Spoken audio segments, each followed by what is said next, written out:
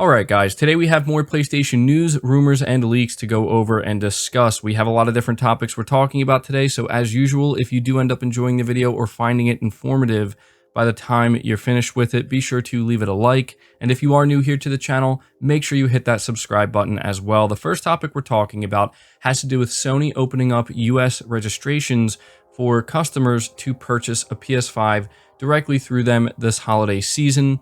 We know that it's still a struggle for many to find a PlayStation 5, and a lot of people are waiting patiently for their opportunity to do so, and it seems that Sony is trying to do everything they can.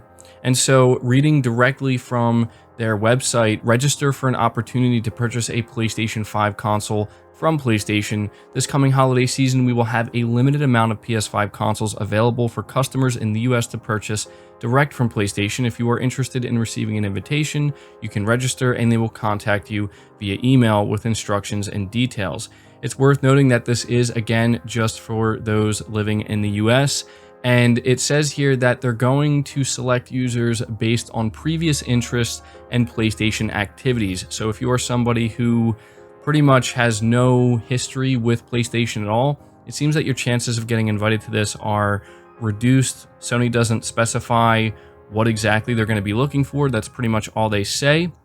And it's also worth noting that if you do get selected, there will be limited quantities of everything. So if you are selected, you can choose between one PS5 console or one digital edition PS5 console, two DualSense wireless controllers, specifically bundles that come with Cosmic Red or Midnight Black. If you want a regular white controller, you can get up to three DualSenses in that case.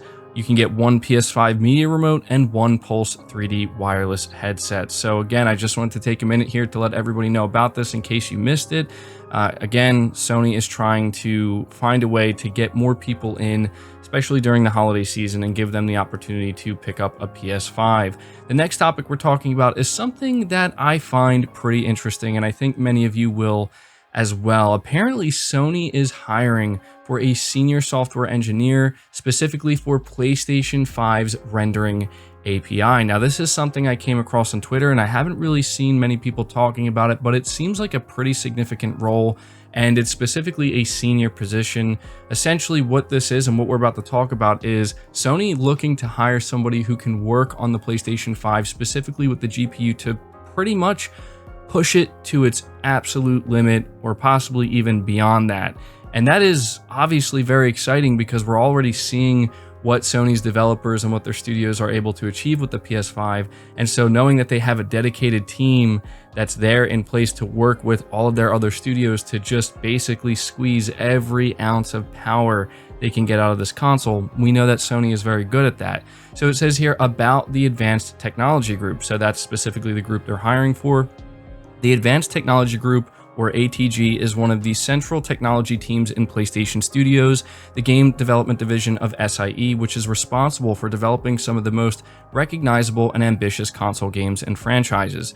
In addition to its original role supporting the PlayStation Studios game teams, the group collaborates with engineering teams worldwide to deliver key platform components. Among these projects, ATG has responsibility for a large part of the GPU software stack used by all PlayStation games. What you'll be doing, you will be working on the rendering API that is used for all GPU programming on PlayStation 5. Your tasks will include designing and developing new API features that allow us to get the most out of the PlayStation 5 hardware, communicating and advocating these to developers, as well as providing expertise to other system software engineers and support teams that have GPU needs. You will be learning a great deal about the low-level operation of the PlayStation 5 hardware and software, and then using this knowledge to provide high-quality and high-performance solutions. As a key member of the graphics team, you will be regularly interacting with game developers who work on PlayStation 5, allowing you to understand how to provide them with the greatest value. This is a unique and senior position at the core of PlayStation GPU technology. Your colleagues in ATG will include the engineers developing the rendering and ray tracing libraries, GPU tools, shader compiler, and contributors to the architecture of multiple generations of PlayStation consoles. The role also involves close collaboration with other key hardware and software stakeholders so we can provide game developers with the means to push the boundaries of our platform.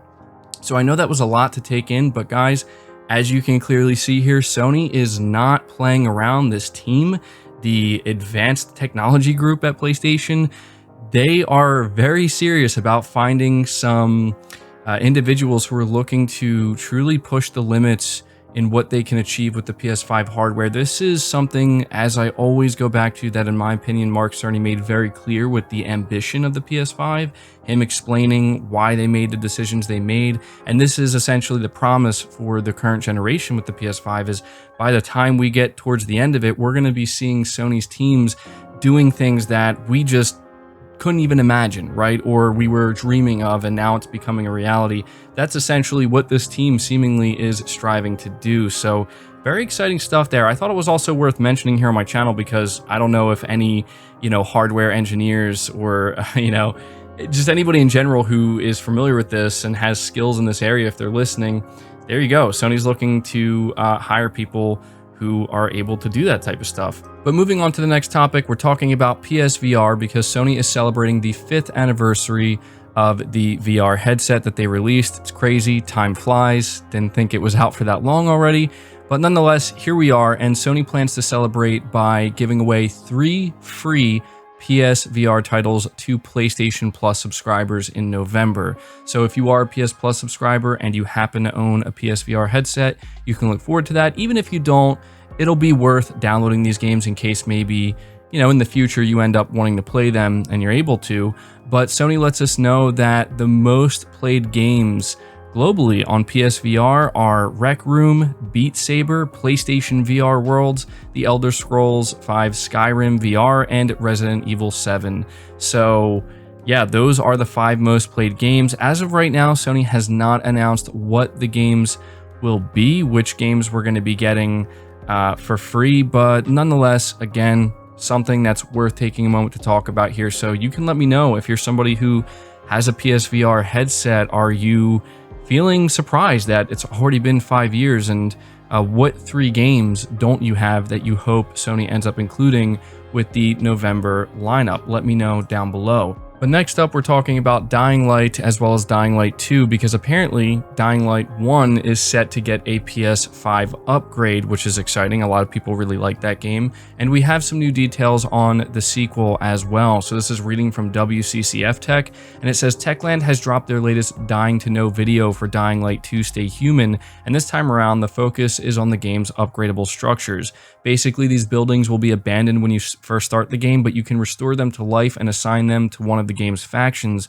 You'll be able to get a bakery, a school, an art academy, military training site, and more back up and running. Aside from just sprucing up the city, upgrading these structures will unlock new vendors, side quests, and challenges. The latter sound the most interesting, as they'll provide particularly elaborate combat and parkour trials to deal with. Dying Light 2's creative director goes so far as to compare the parkour challenges to 3D Mario levels. And so, yeah, that's definitely interesting. I'm really liking everything I'm hearing and seeing about Dying Light 2. Again, it did get delayed to February, but it'll be here before you know it. And the way we know about a next-gen upgrade coming for Dying Light 1 is on Twitter. An individual asks the official Dying Light 2 account, can you please give us a 60 FPS patch on the PS5? And the account replied by saying, we're currently working on a next-gen patch for Dying Light 1. More details coming in the future. And so, this may be a full-blown next-gen upgrade that we end up getting for free, or it could just end up being a 60 FPS patch with maybe some faster loading time or something like that. But either way, if you are somebody who hasn't played Dying Light 1 and you're looking to play it before the sequel, or maybe you are somebody who has played it and it's just one of your favorite games, there you go. You can look forward to that. We should be getting more information on that soon. But next in line is the Last of Us HBO series, because we have what seems to be our first glimpse at what we can expect with this show. We have some footage that has surfaced online where it shows all 3 characters walking together, and it shows Joel, Tess, and Ellie walking down, I guess it's a road or a street maybe. It's hard to say exactly where they are, but it looks very much like The Last of Us. I gotta say, I'm impressed. Some people are pointing out that the actress Bella Ramsey, if you look at the way she's walking, she pretty much nailed Ellie's walk. If you go look at the way Ellie walks in the game, She seems to be replicating that. And there was also a picture of Pedro Pascal of Joel. He was wearing a face mask. Again, I think it was a picture that wasn't meant to be taken, so you can get a much better idea of what he's going to look like as Joel, but you still can't tell 100% because he was wearing a face mask. And then there's also been a bunch of footage as well as images surfacing of the set of The Last of Us HBO.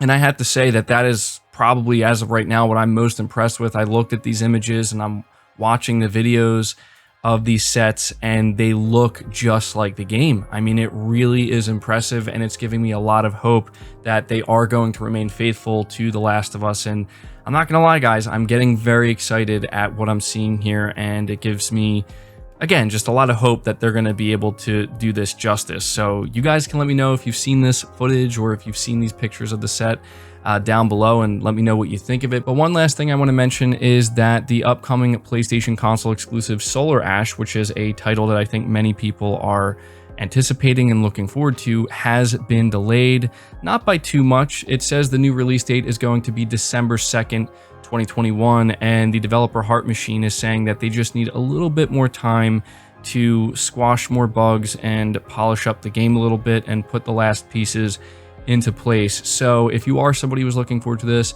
you're going to have to wait just a little bit longer, but I don't think anybody's going to have a problem with it, because nobody wants to get a game that's just not ready to go just so that way they have to wait for new patches to come. It's better just to get the game complete day one when you pick it up, right? And we've been waiting long enough for this title, so I think waiting just a little bit longer won't be too bad. But there, I wanted to let you guys know about that, and that's going to do it for the video. I hope you did enjoy it. I hope you did find it informative. Again, if you did, leave it a like, subscribe to the channel if you're new, hit the bell notification icon, and feel free to share this video out on top of all that. But until next time, guys, take care.